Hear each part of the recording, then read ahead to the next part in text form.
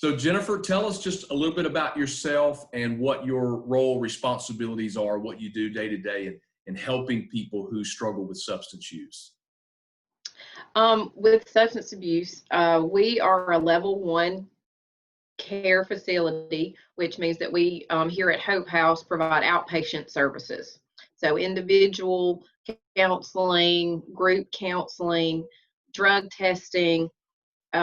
We also do domestic violence and anger management here.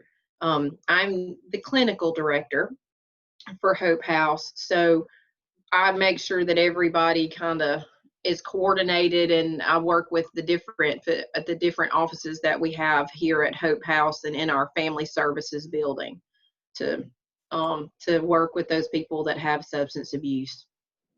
Absolutely. So what I really appreciate about your perspective and what you do is that you see a little bit of it all. You're dealing with people from all different backgrounds, with all different scenarios and situations. Obviously today we're talking and focusing a lot on overdose and those who have lost family members because of struggles with addictions. And for us specifically here in Alabama, we really have an issue with opioids that we're dealing with. And I don't know if people fully understand the magnitude of this struggle. In 2018, Alabama providers, just our doctors here in Alabama, wrote 97.5 opioid prescriptions for every 100 people. This was the highest prescribing rate in the country, almost twofold greater than the average U.S. rate, which was only 50.4. So what advice would you give to someone who is going to the doctor for various treatments or whatever, and they're receiving these prescriptions? Obviously I know that there's a need, but we can see that we have a high prescription rate, high in the country. What's some advice for people who are getting these prescriptions? I think knowing the difference between pain management and taking something for pain. I feel like the education of what pain management is and I just don't want to feel pain anymore has kind of gone sideways. When in pain medication, pain management is having a plan. Okay, well, we're going to take this amount for so many days, and then we're going to take this amount for so many days, and manage your pain, but do it in a healthy, way, versus every time I feel pain, I'm just going to take a pill. Sure. And hope that it goes away. So do you think that people are paying enough attention to the prescriptions that they're receiving? I think from what I've heard in discussions for people who have struggled with substance use and they've gotten into taking it was just a trip to the doctor. It was a nerve pain. It was a surgery. And then suddenly they, 10 years later, they've had this journey of substance abuse. Do you think that it is really, it's more our responsibility, or is it on the healthcare providers to really notify you and let you know if something is addictive? How much responsibility should we take in that to be aware of what we're being prescribed? Well, I think a lot of times shame has a big component. So let's say that you are a recovering addict. You kicked drugs 5 years ago, and now you've had to have a surgery, and you've not made your doctor aware that, hey, I've had addiction issues in the past, and so I really want to be fully informed, and I want you to know that that's been a struggle for me. So when in the decision-making process of what you're going to send me home with, having that be considered. And two, a lot of times when we hear doctors talking, we just completely zone out and we don't pay attention.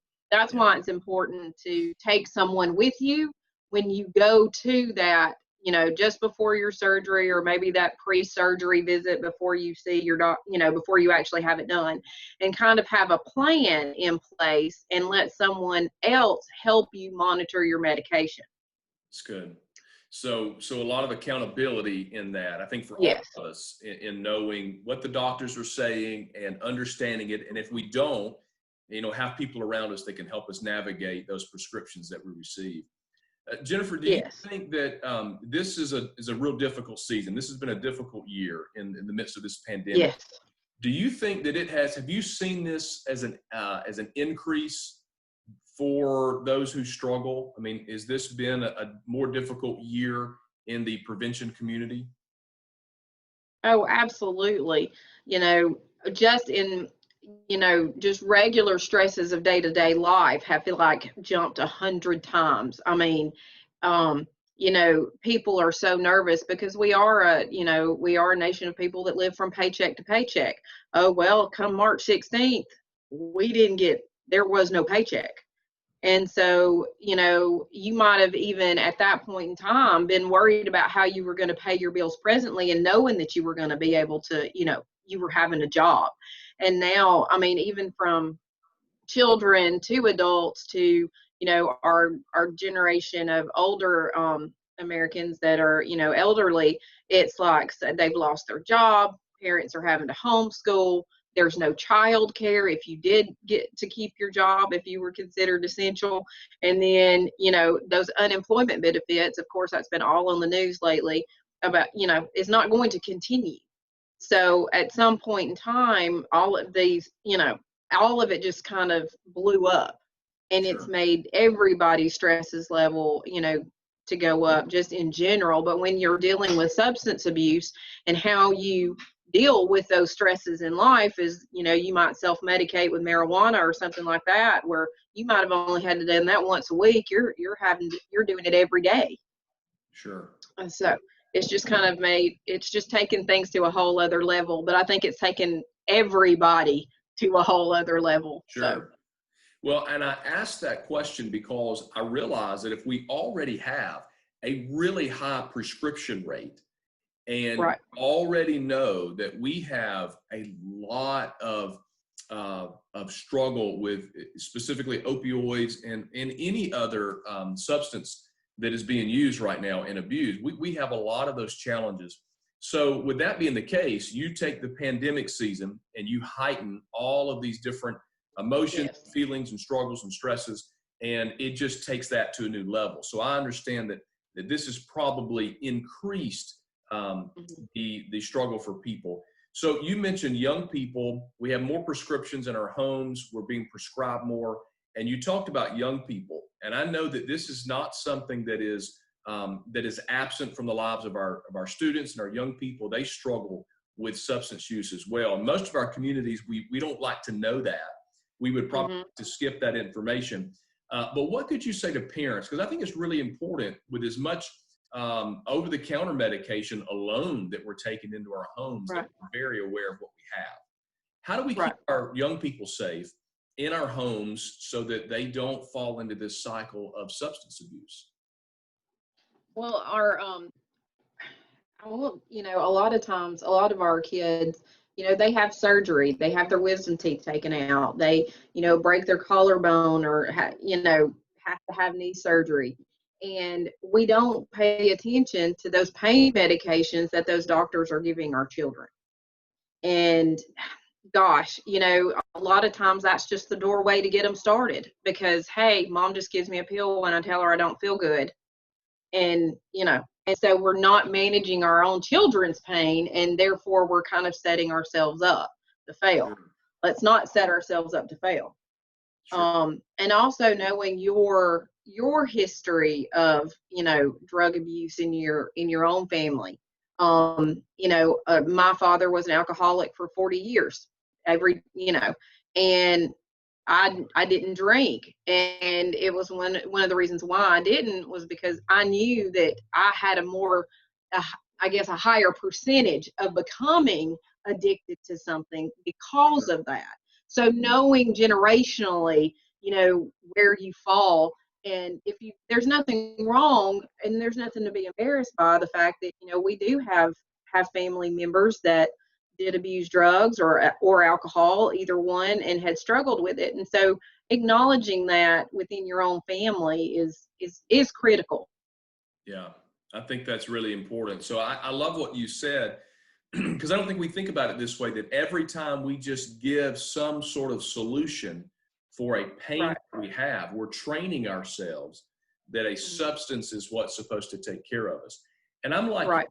I think it's okay to have a little bit of pain, a little headache, a little ache is okay. It's that pain Okay. that you talk about. And so as we're taking this medication in our homes for whatever the case may be, I know here locally, we talk a lot about parents, keep your medication locked up. You know, don't leave it Yeah. just in a cabinet where kids can get to it. Don't leave it in a cabinet where if someone comes over as a guest in your home and you don't know they have a problem and they're right in your medicine cabinet. Do you think that is helpful? Do you think those strategies should be implemented within the home? Yes, absolutely. You know, you could actually go into my drawer that we have that we keep kind of like all of our Band-Aids and that kind of thing, and there's old medications in there. And a lot of it is, what do you do with them? You don't know what to do with them. Mm-hmm. You know, we are kind of one of those things of, well, I might need it later, so let me keep it. Sure. Kind of thing. And then That's that right. way, it's not been, you know, and getting to a doctor, you might not have insurance anymore, or, you know, life factors, this whole pandemic, you can't get to a doctor. So you're not willing to, you know, hey, I might need this later, and kind of keep it around. Yeah.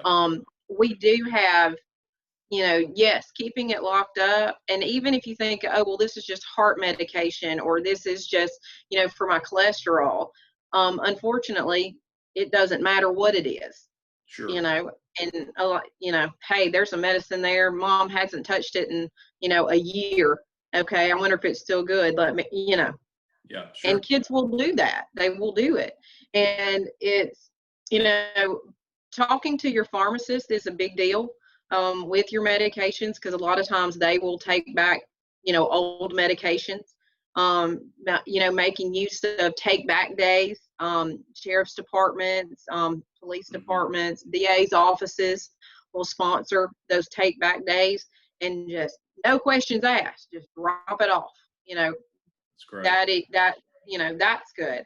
When someone is on hospice, those nurse providers and those type of things, those will, you know, take those medications and destroy them, because a lot of times, you know, there are a lot of heavy medications for pain during times of, you know, a loved one, you know, passing away. And so they implement those plans as well. And so, and being okay with say, hey, yes, take it. I'm fine. I'm good. Sure. You know, and just being okay with the fact that it's not judgmental. It's not something to be embarrassed. I think we now embrace mental illness way more than we did 20 years ago. Sure. You know, and so going along those same lines, we are embracing the fact that people do struggle with substances, because if we're at 97.5 out of 100 persons getting prescriptions, you know, the likelihood of someone becoming addicted to opioids and other drugs is very, very high. Yeah. And I think that's really good, because all of these are preventative measures that we're talking about. Yes. In ways to eliminate the risk factor. But I love that you're talking about the fact that this is something that we, mental health, we now talk about that more. We have more of a conversation. We understand that people struggle. There are great people who have substance abuse problems that they're great. It was just a bad decision. It was just a moment of weakness. It was just reliance on the pain management, whatever the case may be, and now they find themselves wrapped up in this. So I think it's very important that even to help young people, that we have those conversations as parents. Say, hey, it's okay if you talk to me. It's okay if you need to tell me that you've struggled with this, or if you've used. So I think all that is helpful in the prevention. What would you say would be the first step if you feel that a friend or family member is using or struggling with a substance of some sort? What would be the first thing that you would do in order to try to get that individual help? The first thing is just to ask. I know that that's a simple answer, but just to ask. And, you know, say, you know, I've noticed that this is, you know, some of the behaviors that you've done, and, you know, you talk freely about, maybe smoking marijuana every day, or you're having a lot of pain. Do have you ever thought about the fact that maybe you have become addicted to something? It's asking that question, having that difficult conversation. It's a hard conversation to have, because a lot of people, you become defensive because you feel like you're being accused. And it's not an accusation. It's, I want to help you, and come at it from that perspective, instead of like you're going to be their probation officer and drill them about, their behaviors and where you've been and late night kind of thing. Yeah. And then, but I also think that a lot of people, we don't wear signs that say, hey, I'm addicted to something. Hey, there's not a pink neon sign flashing upon your above your head saying, hey, this is what's going on in my world right now. Yeah. And we call that when people who are, addicted to drugs and have a problem, we call that high functioning. Okay. That high functioning person, they maintain their job. They still, have friends, and they still go and do their, we have this, misconception that all drug users are homeless and they live on the street and they can't take care of themselves and their kids. And gosh, that's just such an opposite way of thinking, because it affects everyone. Sure. And so you're not going to wear, no, a lot, again, that's that shame of being, abusing substances. There again is that whole shame and embarrassment thing. But it's okay to ask that question. It's okay to, hey, I've noticed some things. What's happening in your life? I know that as a society, we're all up in the Kool-Aid, or we don't want anybody in the Kool-Aid. That we have such a major extreme of, well, that's not my business. And I think for a parent of a teenager myself, society feels like they're individuals. They're their own selves, and they can make their own decisions. And a lot with this generation of children, I even found my own self, talking to my child about, about things that I thought was, helping her. But then at the same time, I'm like, she's 14 years old. What am I doing? Yeah. She's just 14, even though they do act more mature. They do present themselves as more adult than what you or I would have, back when we were 14 and 15 years old. Mm-hmm. And their level of maturity in the way they present themselves is, is pretty good. So even as someone who deals with this, on an everyday basis, I'm like, oh, she's 14. What am I, she's 50. Well, if she says this, she'll be like, Mother, I was 15. So, kind of thing. But, having that understanding that, they're just kids. Yeah. Well, and I think it's important too, I think in what you're saying and what I'm hearing is out of that is the relationship matters. So when there's someone that you love or you care about, care enough to just have that difficult conversation. And I think because you do this every day, you know how to talk to people, and you know how to get to the, to what's really going on. But for us who maybe don't do that as often, it's almost this paralyzing fear that says, I don't want to offend them. I don't want to accuse them. But I love what you're saying, because honestly, it's just caring enough to have that conversation. Mm-hmm. And what's encouraging about what encourages me to say it's worth it, and encourage everyone watching to say, hey, have that conversation. We put all these preventative measures in place, but if something happens and you suspect someone is using, care enough to have that conversation. Because the good news and the motivation is Jennifer, you see people beat this. You see people absolutely healthy. I mean, what you guys do is you help take people who are in this fight, and you equip them and encourage them and empower them to be able to overcome. Right. I think that's powerful and really incredible for us to hear today. Although I do know that we are standing with families in encouragement today for those who have lost someone because of an overdose. And I can imagine walking in that and that struggle. There are so many powerful stories and words of encouragement, families that are now encouraging people who they've walked through this. What would you say to someone right now, maybe who's in that hurting phase? They've lost someone due to an overdose. How would you speak to that family? What have you seen through helping families and working with them, how to overcome and how to continue the course and stay healthy themselves? I guess one of the biggest things that we teach is when we've lost someone, just not necessarily even just from substance abuse, but just for any reason, is, we've all heard of the stages of grief. And what people don't understand is that, like in a family, we've lost someone to substances, and you felt like you did everything you could to help this person kick that drug, and unfortunately that just didn't happen.